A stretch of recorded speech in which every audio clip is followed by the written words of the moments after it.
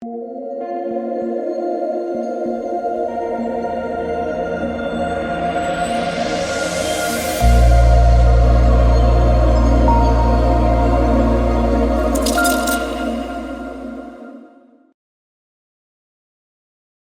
Bowl, $1 million up top. Excited to talk about this showdown slate, guys. If you're new, my name is DK. I cover content for DFS, NBA, NFL, as well as for Prize Picks.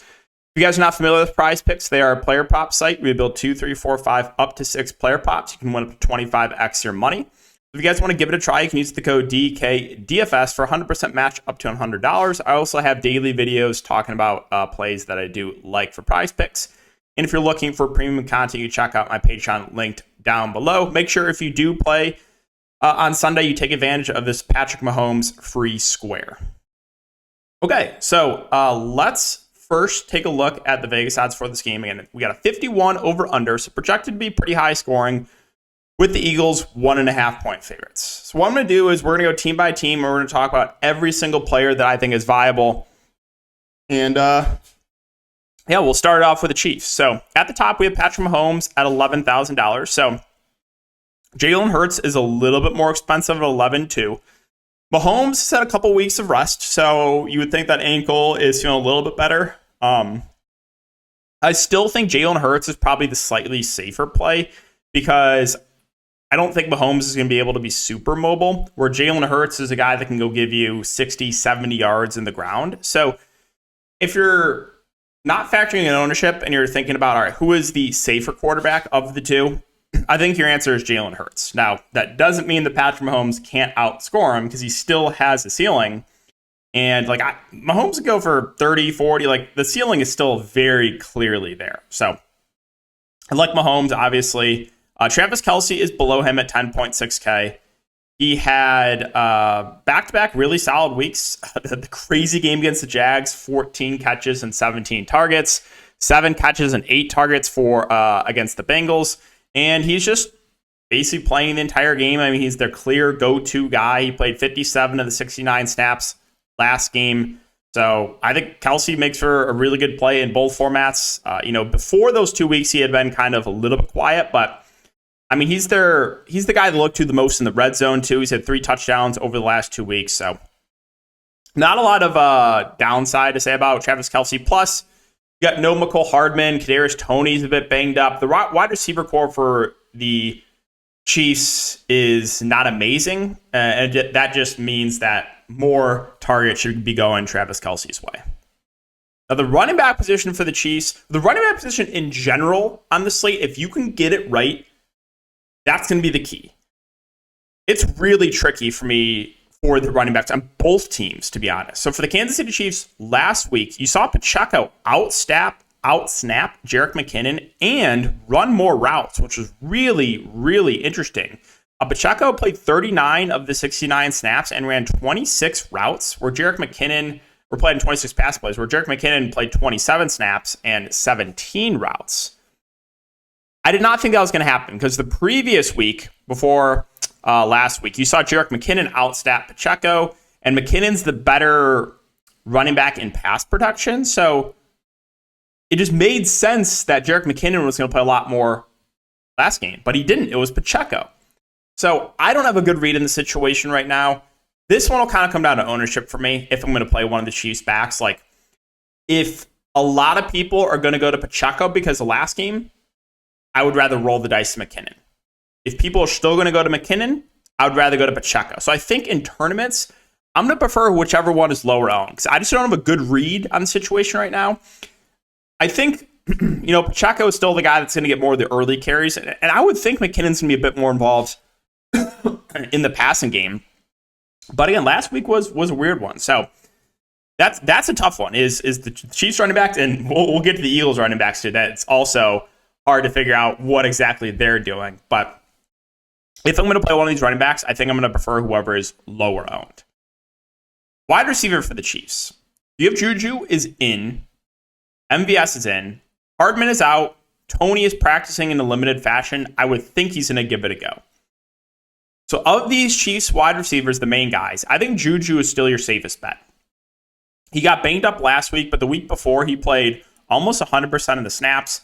He's been really quiet of late, like single-digit fantasy points in the last 5 games. But if you go back to and just look at the whole season, he's still been their most consistent receiver. He's still the guy that has flashed the most upside, going for 20 plus, 3 times. So, if I'm going to play a Chiefs receiver of the main guys, I think Juju is probably the guy I would look to. Now, MVS had a good week last week, but you also had to factor in what happened, right? Basically, every other wide receiver got injured.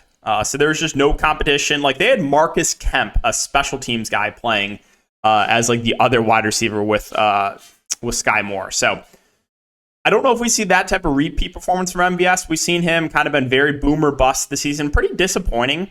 And with Juju a bit cheaper, I think I'm going to give the edge to him. But that doesn't mean that MVS is out of play. I just think he is a little bit pricey, more of a contrarian option. Last weekend, it's tough to read into it too much just because all the Chiefs wide receivers got injured. But MVS did play 50 of the 69 snaps. So still definitely playable. Again, Hardman is out. Kadarius Toney, so he got injured pretty early in that game. He only played 4 snaps. But previously, he wasn't playing a ton of snaps either. He was playing 15, 20 snaps a game, but just getting targeted at an insane rate, getting some carries too. He's at a relatively cheap price point. It's tough because he's just always injured, but I like his ceiling in tournaments. I still don't think Kadarius Toney's going to play an insane amount of snaps, but I do think when he's out there that he's going to be productive. They're going to look his way. He might get a carry or 2. So I like his upside in tournaments. Don't forget about the kickers in the showdown slate. Harrison Buckner is a pretty safe play in my opinion. It feels like the kickers always go lower owned than they should be. So I like both kickers on the slate where there's projected to be a good amount of points scored. Now, the other Chiefs wide receivers, you have Sky Moore, you have Justin Watson. Watson was inactive last game, but I think he'll be active this game. And then, so I think Watson and Sky Moore will be the number 4, number 5 wide receivers. I still think they'll get some snaps. Justin Watson was playing a fair amount before he was inactive last week. He wasn't doing a lot with the snaps. He was averaging 2 targets a game. But he's $2,000. Sky Moore played a good amount last week, but you have to be a little bit careful, right? Because he only got those snaps because everyone else got injured. He played 40 of the 69 snaps. I would be shocked if he gets anywhere close to that in this game. So more Watson, more tournament-only plays. If you take a look at the Chiefs depth chart, they do have Watson over Moore. I think Watson probably plays a little bit more than Moore, and he's a little bit cheaper. But again, they're more just contrarian options. The defenses are playable. Both defenses are relatively cheap. You never know. Hurts is somewhat turnover prone. Mahomes on the other side, again, a little bit gimpy. So don't rule out the defenses either. And a high total game, I feel like the defenses will be relatively low owned. On the very cheap end, I kind of like Noah Gray at only 1.2K. I know he hasn't been super involved, but this is a guy that's been consistently playing 60% of the snaps. He played 44 of the 69 snaps last game. And he's really, really cheap. He's been averaging a little over a target a game. I don't hate him as a punt play. I think he's viable for sure. I don't think CEH will be available. He was inactive last week. They went to Ronald Jones, who played 2 snaps. Not even sure if that happens in this game. He had 1 carry, but did want to mention that. And then the tight end 3, they went to Jody Fortson over Blake Bell. Blake Bell was inactive. Fortson played 14 snaps and ran a route in 9. So in a large field tournament, I think he's playable. He's had a couple weeks where I think he scored a touchdown. 1, 2? Yeah, 2 touchdowns in the season. So he's not going to play a ton, but it looks like he's ahead of Blake Bell. So just keep an eye on the actives and inactives going into Super Bowl Sunday. But if he's active, he should be the tight end 3 and would be a dart throw in tournaments. I think that's it, though. I don't think Marcus Kemp will see any snaps. I don't think Blake Bell will be active. So that's everyone that I think is playable for the Chiefs. On the Eagles side, so we mentioned how I think Hurts is a little bit safer than Mahomes because of his rushing upside. Still, Hurts is even a little bit banged up too. He didn't look 100% in that game against San Francisco, but also he didn't have to do a ton because the 49ers just couldn't move the ball. I think you could play both quarterbacks in the slate. It's going to be a little bit tough. You're probably going to have to play at least one of those guys on the very cheap end, but yeah. Hurts obviously looks good. I think he'll be a little bit more popular than Mahomes, but we will see. Now, the top 2 wide receivers for the Eagles. Taking a look at snaps, no surprise, both played a ton. 62 of the 74 for A.J. Brown, and 67 of the 74 for Devonta Smith. Both guys have shown a ceiling. Both guys have also shown a floor. So, Smith, 34, 23, 13, 18, 5. A.J. Brown, 19, 19, 13, 5, 6. He's at a 30 here, 34. He's also at a 1, right? So, 42. So the ceiling is as high in both these Eagles wide receivers, but the floor is still relatively low. I like the upside of both, though. So I don't have any super strong takes with A.J. Brown versus Devonta Smith. They're both at almost the same price points. So if there's going to be another situation where there's going to be a pretty wide ownership gap between the two, then I'm going to prefer whoever the lower owned one is. If they're both similar ownership, then it's almost a coin flip decision for which one I want to go to.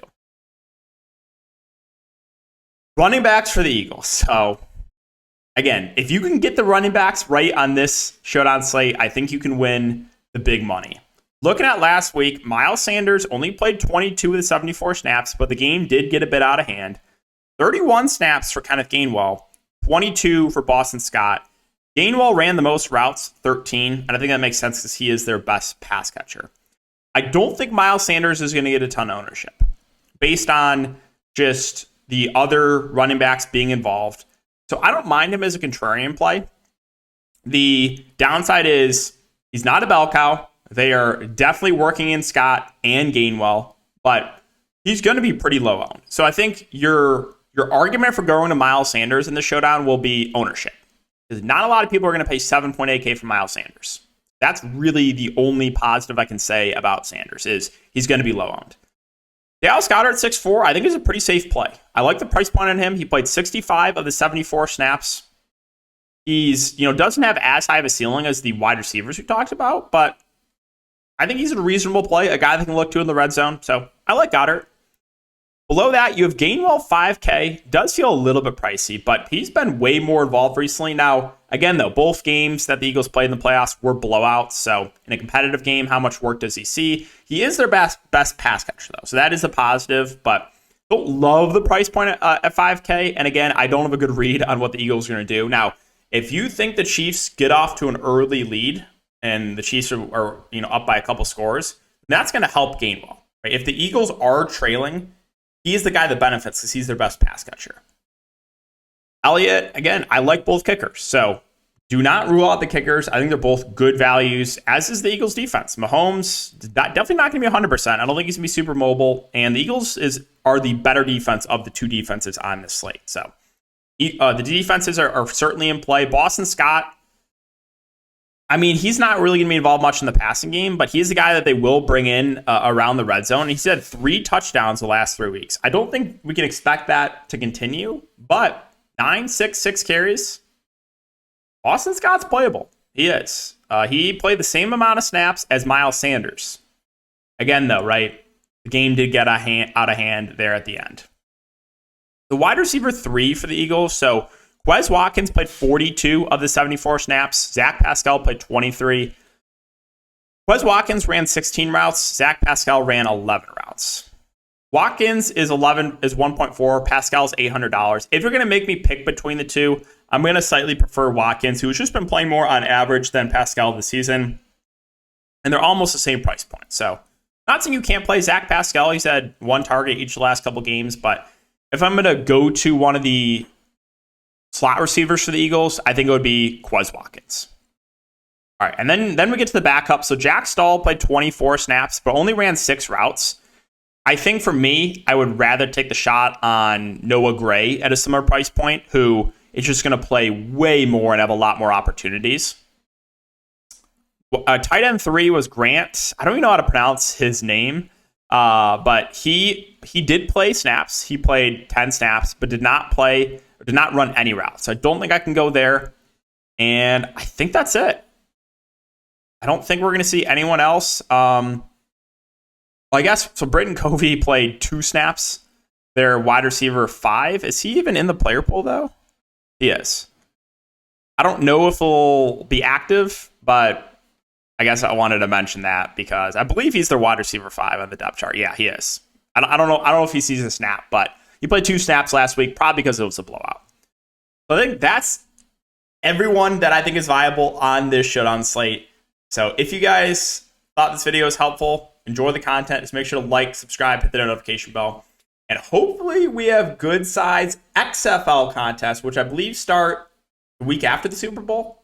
So I'm excited for that. I'm hoping they have good size contests. And if they do, I'll have content up for it. But yeah, good luck on the Super Bowl, guys. I'm going to have a prize picks video up in a bit as well, talking about some plays that I do like.